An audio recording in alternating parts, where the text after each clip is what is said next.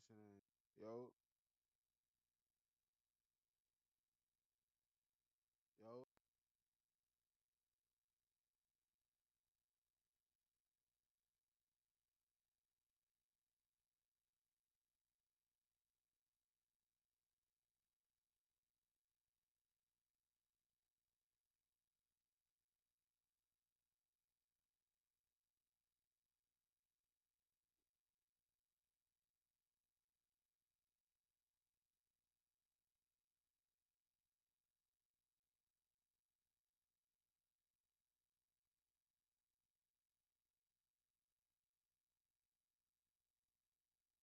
I don't know why my audio seems like it's so low for some strange reason.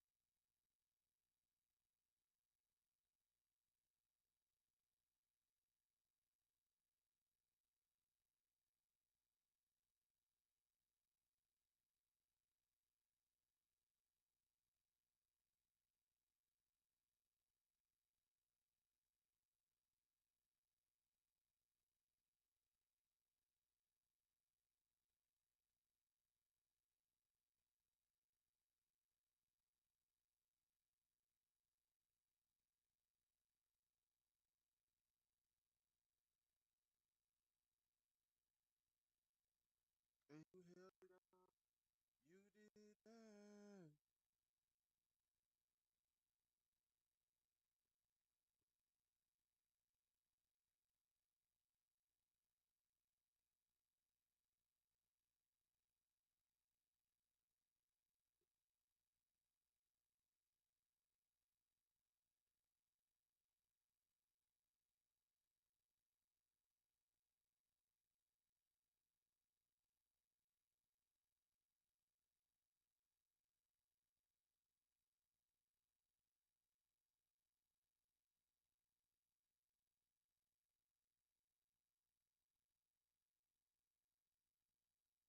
I was thinking about you.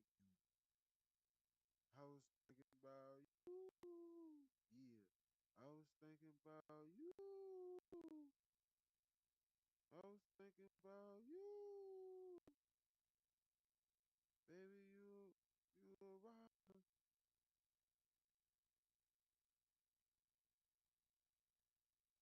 What I got bitch niggas be singing like a damn choir.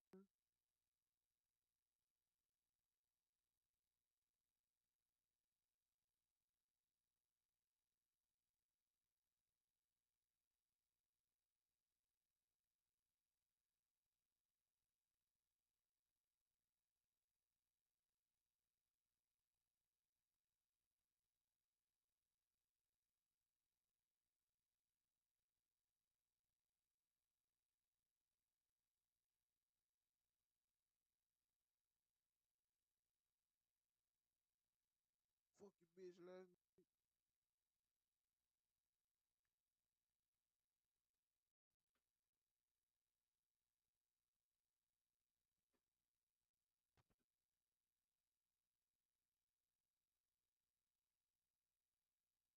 And I've been thinking about you.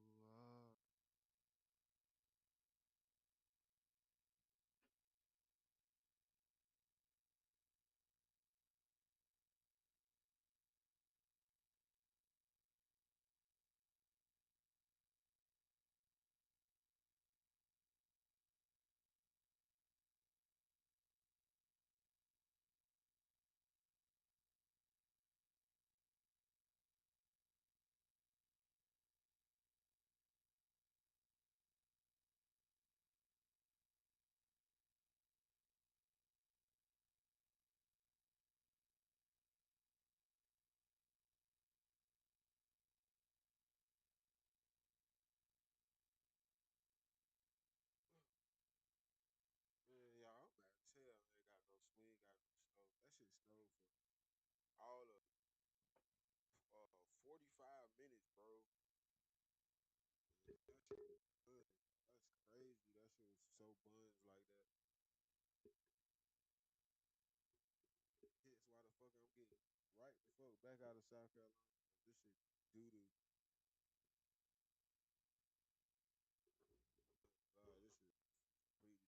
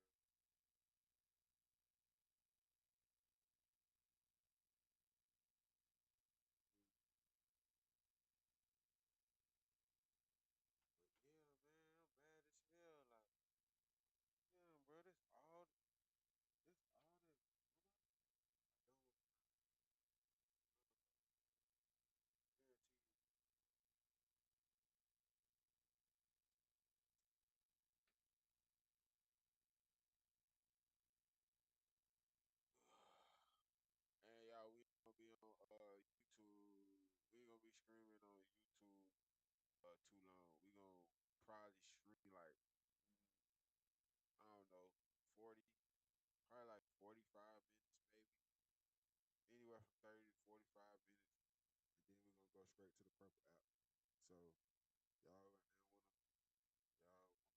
I don't know if y'all wanna stay on YouTube or not. If y'all don't wanna stay on YouTube, y'all just want straight content, straight raw content.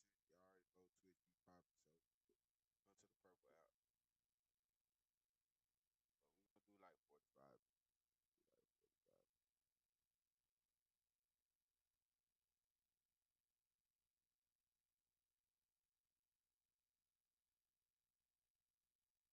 do today, what direction I want to go. You stop dating Goofy.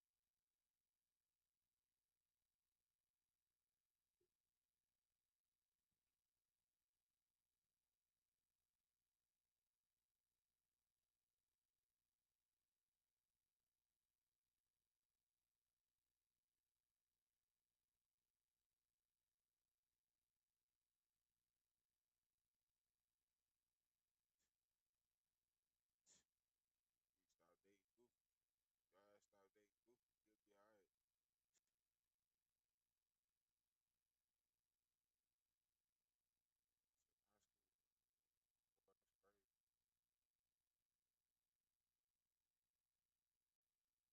Shit, high school. Boy, that's crazy. They ass look goofy. I don't know though. I just ain't feeling all that shit.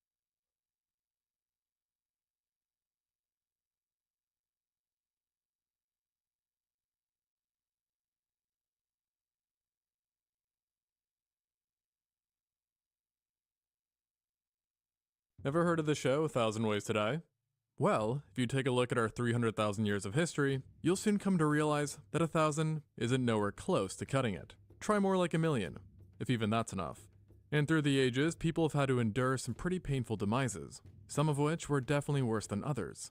But thankfully, thanks to technology and general progress, horrific endings are becoming less common than they used to be, especially because of just how tough ancient Earth was compared to now. And we can only guess what kind of bowl our ancestors had to go through.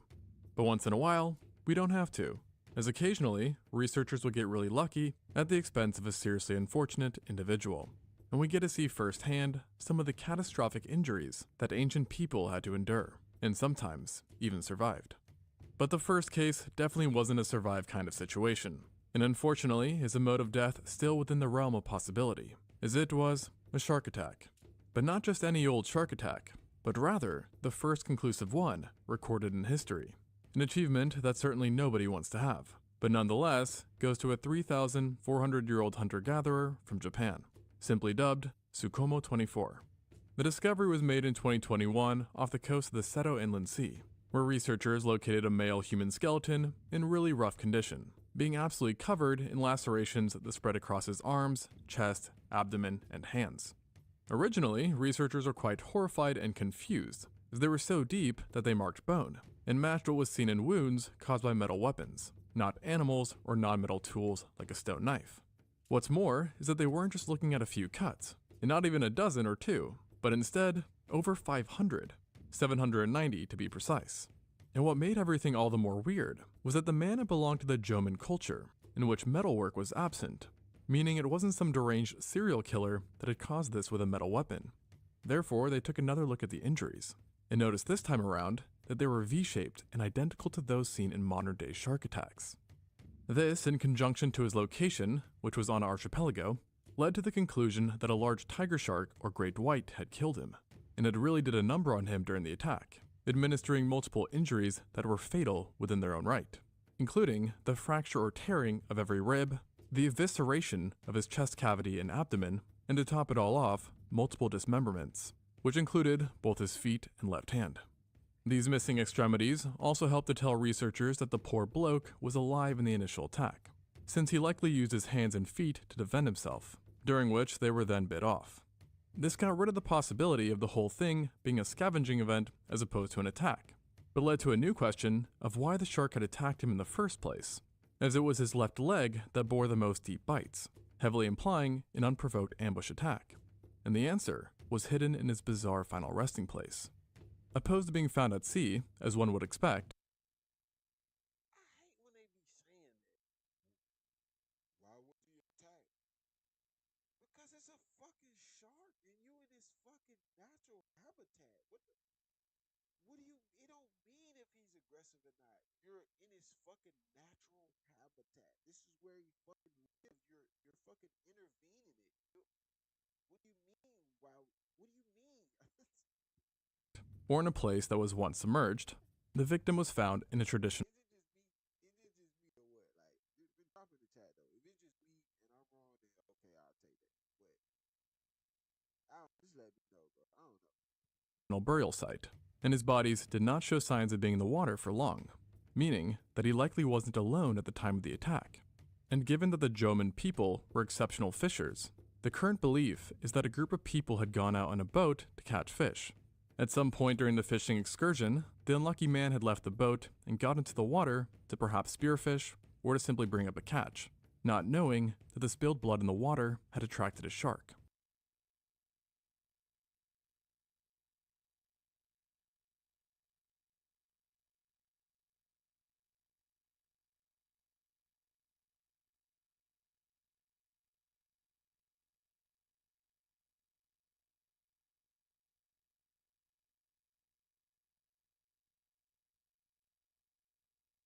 Which then swiftly attacked him. Seeing he was in danger and under attack, the others that were with him then came to the rescue and pulled him up. But it was already too late, and the only thing they could do was bury him, as he likely died well before reaching the shore. Now, if you're planning a trip to Japan, don't panic quite yet. Yes, there are still sharks there now, but the situation was much dicier back then, with a number of known shark teeth implying that their populations were significantly higher than they are now. And this is also reflected by the Joman culture, which features multiple art pieces that depict various sharks, namely hammerheads and tiger sharks. So it's likely that attacks were much more common back then. Now clearly, this particular incident had a rather regrettable ending, but not all horrific. I know y'all gonna call me weird, right? But for some strange reason, those was always my favorite type of shark. Hammerhead sharks was always my favorite.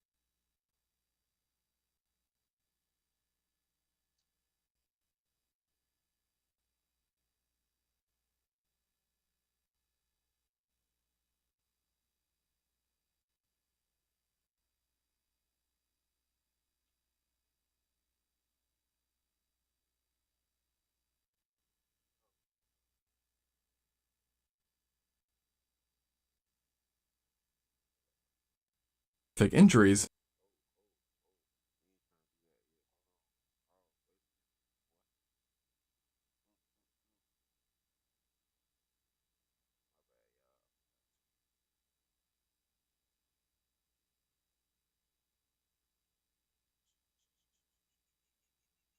We ain't trying to do that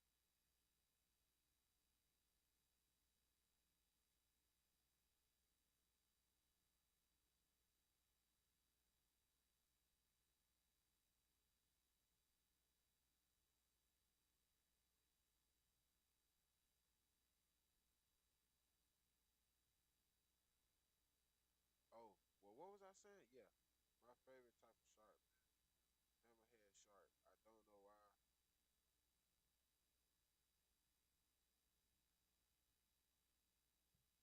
That's just always been my favorite type of shark for some odd reason.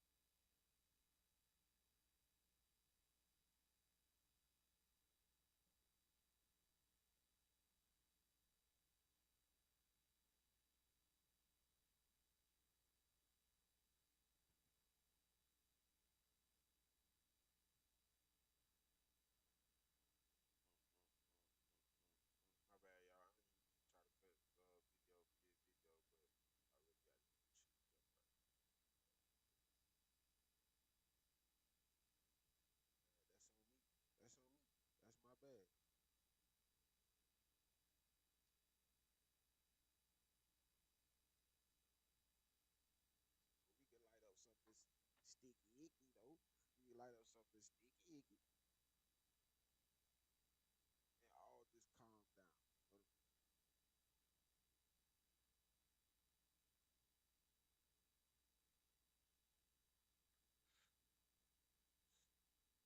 It seems like it's gonna take a little. All right, fuck it. We just gonna get back to. We just gonna get back to that.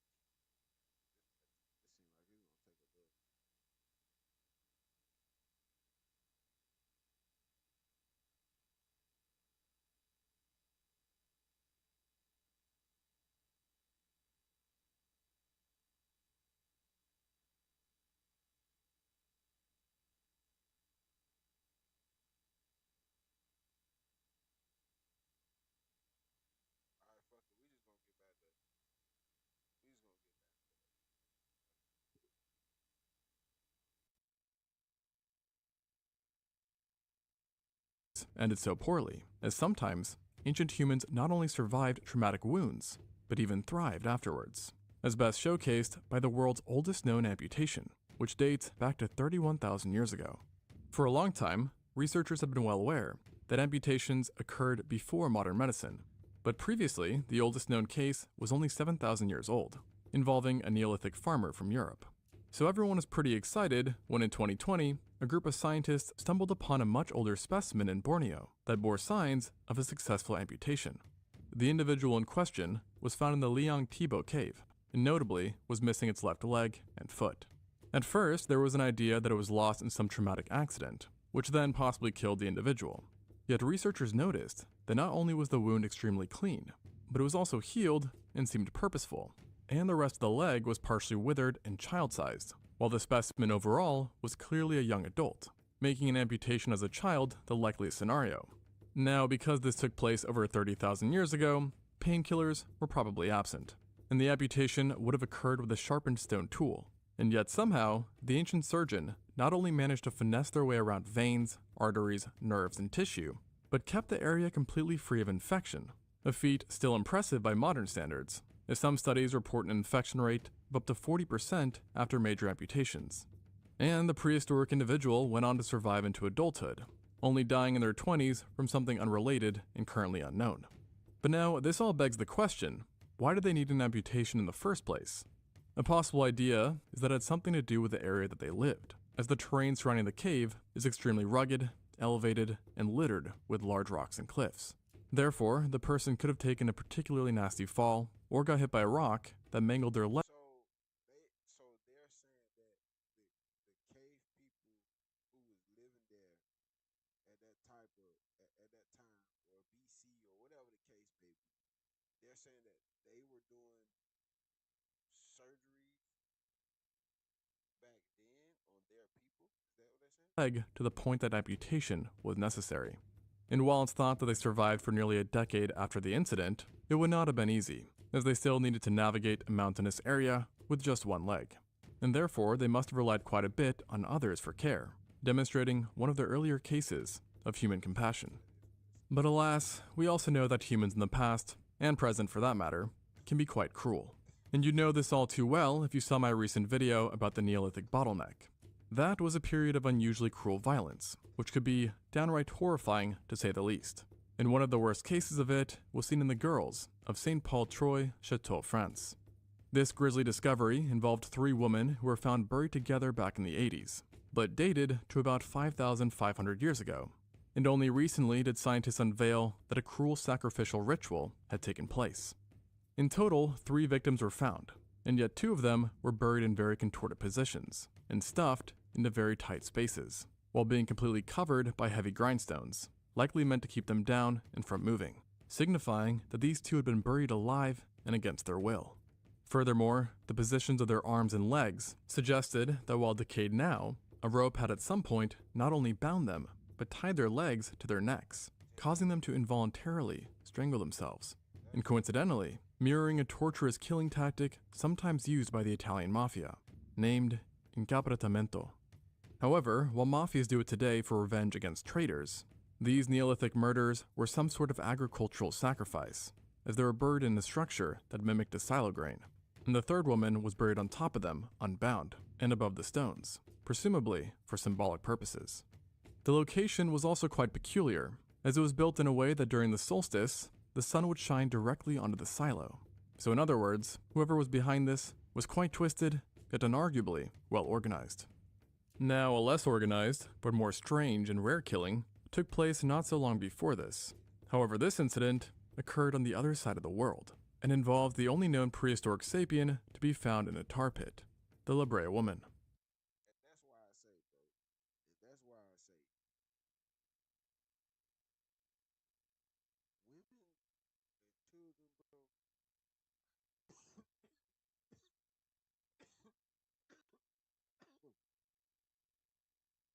Boy, I feel for y'all, man. 'Cause, boy, y'all got it. Boy, y'all got it. You know what I'm saying? Even though it's a, and I ain't gonna say an easy life, but it's like, even though life a little different for y'all females, but when it comes to safety, man, safety, y'all in real danger, boy. Y'all be in real danger. Sometimes don't even know it. You know what I mean? And I ain't fuck sometimes. Most of the time, don't even know it. You know what I mean? And that's scary. That's scary. In case you didn't know, Los Angeles is home to the La Brea Tar Pits, which is actually an active paleontology site that has served as a predator trap. Then of course, children, they can't even fend. You know what I'm saying? They can't even fend for themselves. So it's always sticky when it comes to children. You know what I mean? It's crazy, bro. It's crazy. For tens of thousands of years, as animals who got stuck in the sticky tar would in turn attract many unknowingly doomed carnivores. And it is believed to be up to 50,000 years old.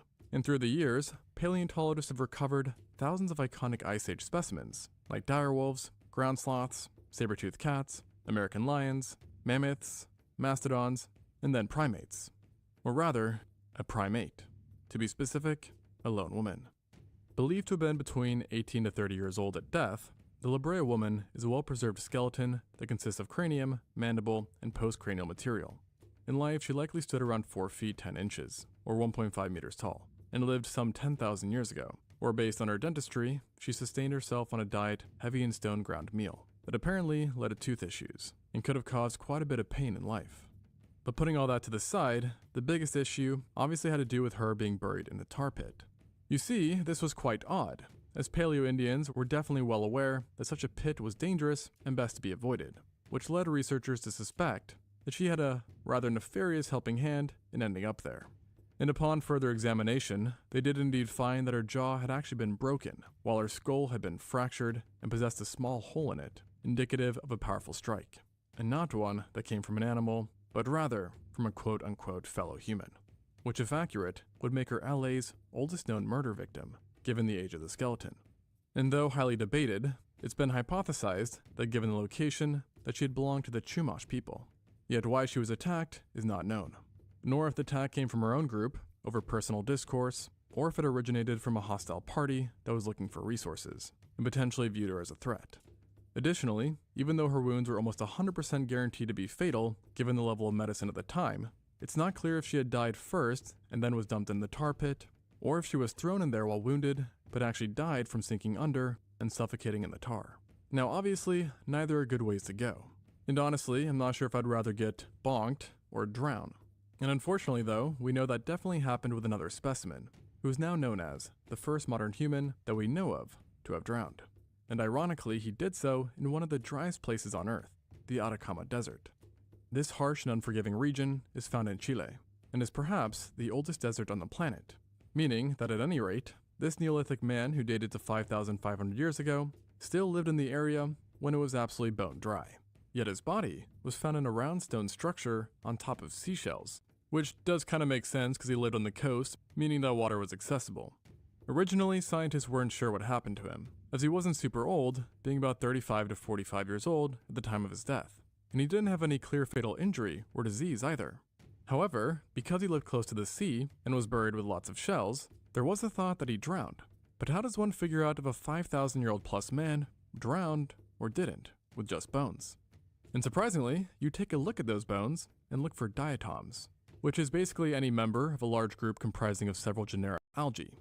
And alas, diatoms were indeed found in his skeleton, implying that he drowned. And let's just say, that's a very unpleasant sign, because the only way that diatoms can end up in one's bones is that you inhale water such that when it reaches the lungs, your pulmonary alveoli rupture, where then salt water rushes into your bloodstream before making it into your bone marrow, and hence the presence of these algae. So, a very brutal ending for an already harsh life. As it turns out, the man was already in very poor condition, showing signs of having arthritis bad enough to damage his bones. And his legs are roughed up as well, suggesting a life spent squatting, perhaps to harvest shells, while his arms and shoulders were further messed up, reflecting a life rich in swimming, rowing, and harpooning, which matches the assumption that he was part of a coastal community.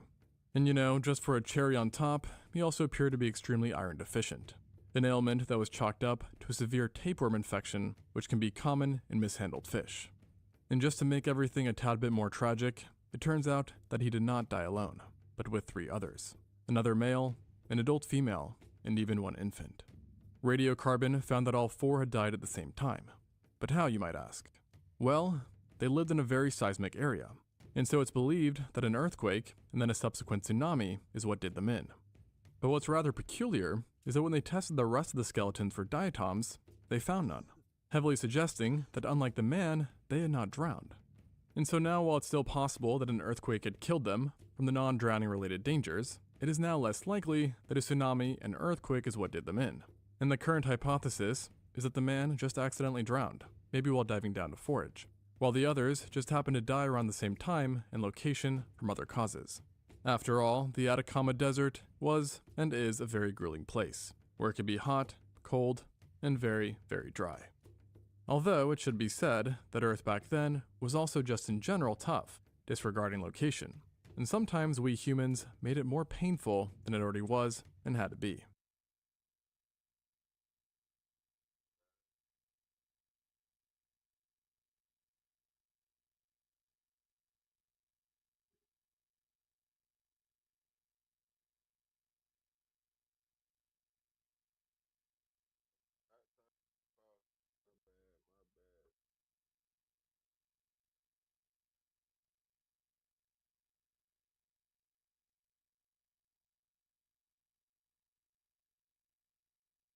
Oh, my bad, my bad. This is the last video. I mean, this is the last video anyway. Then we're gonna go straight to the purple app. I mean, just take a look at this guy, or this girl, or really any of the other 38 humans found in France with holes in their skulls. What you're looking at is not a mass murder crime scene or even warfare, but rather a poor attempt at surgery, also known as trepanning, which, as the skulls show, involved drilling a hole into one's head, and was perhaps Homo sapiens' first widespread surgery. Unfortunately, the site in France specifically dates to about 6,500 BC, making it one of the oldest, if not the first cases of trepanning that we know of.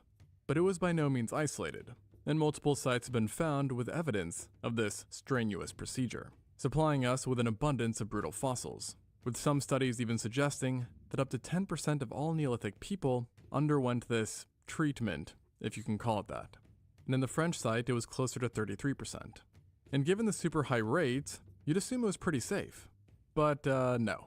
It's about what you'd expect from drilling a hole in your head, and less than 40% of the skulls showed any signs of healing, meaning more than 60% died, with the main ways of death likely being infection, blood loss, and of course, trauma to the brain if the surgeon went too deep.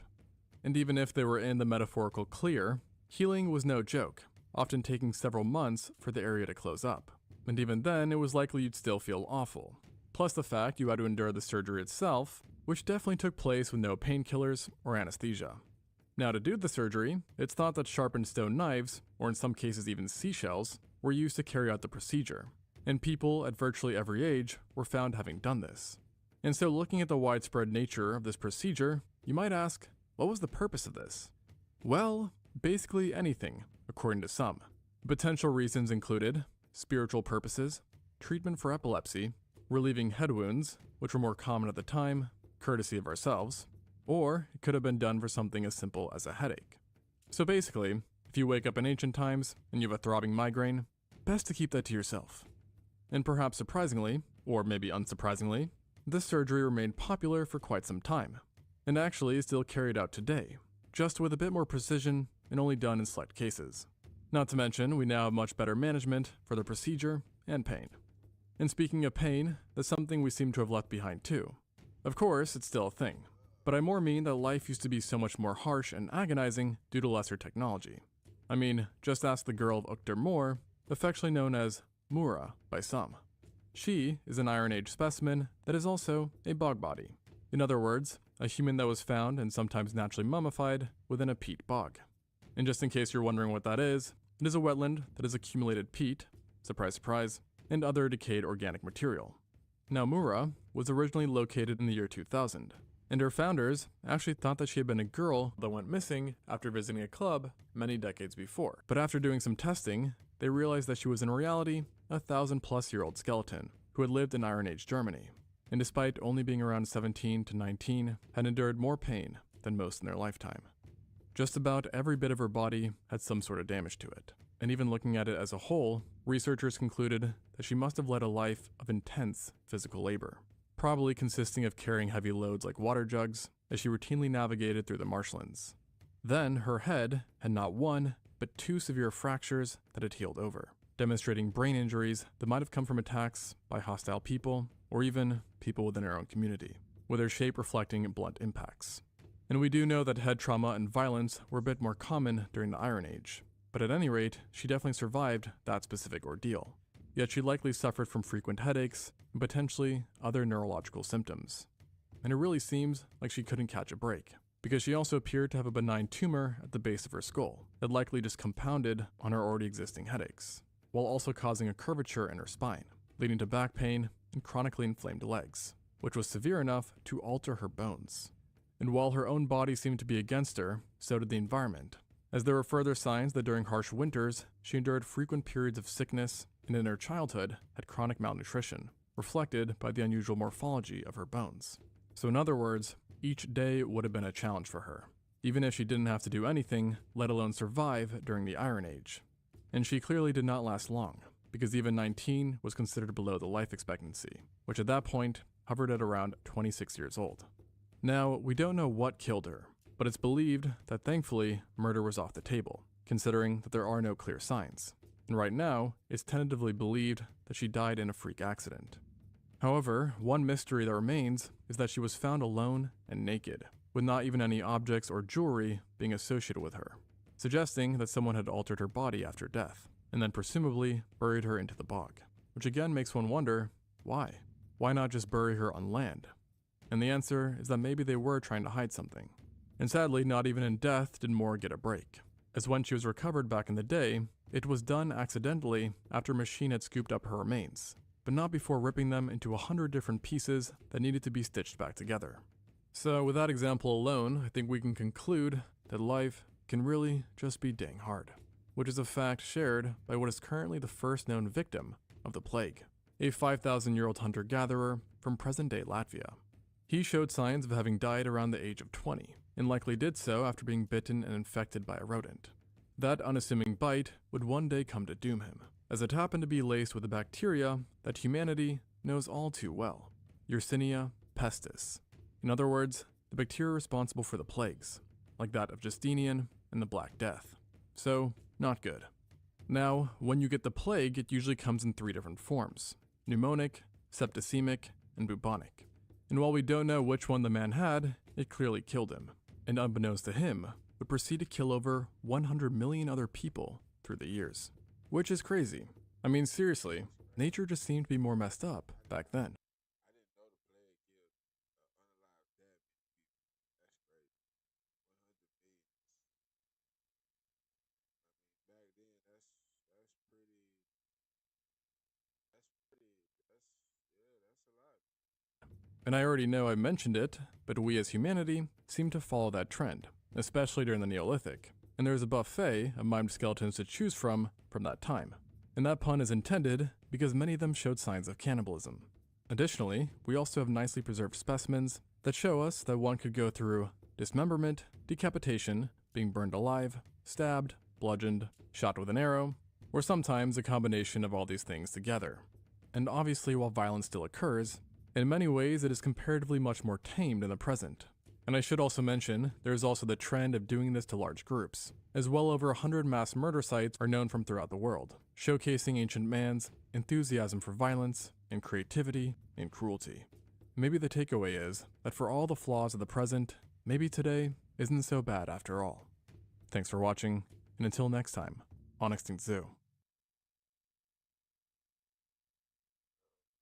That's that was wild, bro.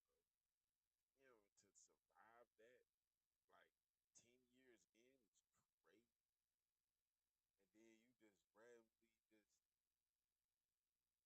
just, die to some like either just too much of it, you laying down and taking a rest, and just it's it, or you just, you know what I mean? Like that's crazy, bro. That's crazy, man. Life was wild, like back then, like caveman days, bro. That's insane. And you know the crazy thing about it is, it's like it sometimes, I don't know, I can't speak for others, but for me, it sometimes makes me think like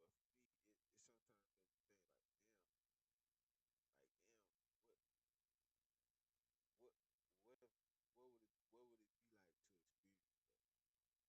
You know what I'm saying? Because I feel like if you still had to live, like even with now, what, hundreds of years later, if you still had to do things like that, like now, just like modernized, I feel like the world wouldn't be so soft. You know what I mean? And then that's just, it is what it is. You know what I mean? Like no matter how I was gonna dress it up, you can't dress it up. That's just point. Period. So yeah, man, it's cool. That's cool, man. Shouts out to the creator of that video. I like that. I like that. You put me on game about quite a bit. That's crazy. Body, the human body can endure a lot. I don't like now. I don't know about now, cause all this shit that they feeding us to take us out. But yo, back then the human body can endure a lot of things, man. That's crazy. Um, but yeah, man, we about to head to the purple app. So y'all wanna come forward with us, man? Come on over there to the purple app. About to go live right after this. Y'all can't say I didn't want y'all. I already want y'all. So hey, I'm gone, bro. You can say too much more. I'm out.